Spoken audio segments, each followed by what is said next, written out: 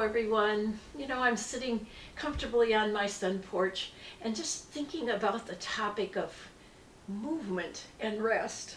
I will have to say that when I heard this topic name, I was assuming movement as in physical exercise of some sort and then the rest that follows. But in a lot of ways, that's an analogy for what really happens when the movement of the brain brings on rest.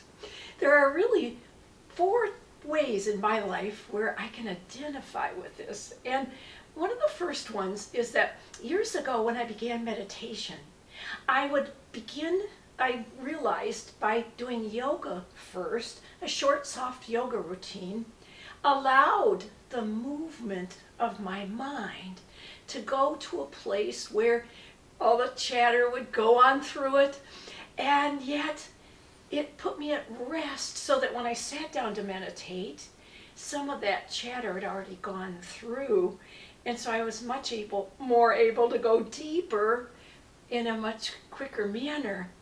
But I always thought about that as giving my brain a rest from all that thought.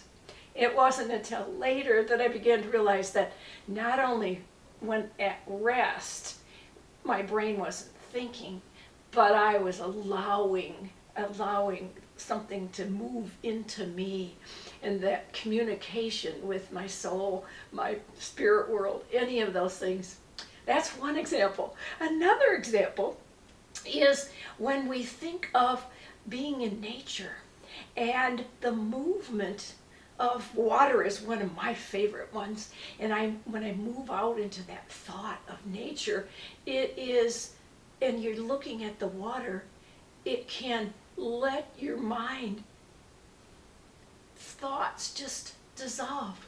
Kind of reminded me of the wetlands that I walked to the other day, where I was watching the ducks and the geese and the swans in the lake, in the pond. And all of a sudden, the noise just of geese flying away just reminded me that after they left, there was the calm and quietness of the swan, and my mind just simply rested. So that's another way that we are able to do that. But then, of course, my favorite is the reconnective healing, the beauty.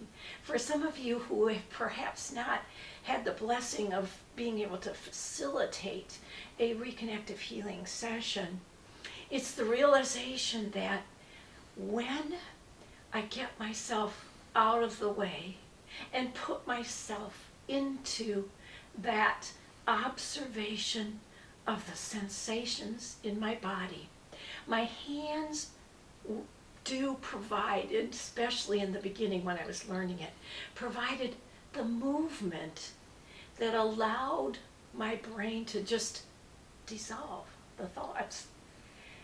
And it allowed me to be in just total observation of the sensations that I was feeling in my body, and the total love and caring for the person who is in front of me. And it just took me to a place where all thought was dissolving. It just went. It just dissolved. And that was because I had no agenda.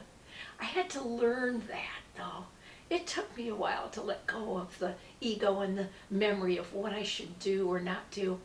But once I learned that, it's so beautiful, and it's such a blessing for all of us. And I hope that if you haven't experienced one, you will certainly make that a part of your agenda for the future. Thank you. I love that thought of my mind activity moving to rest. Thanks.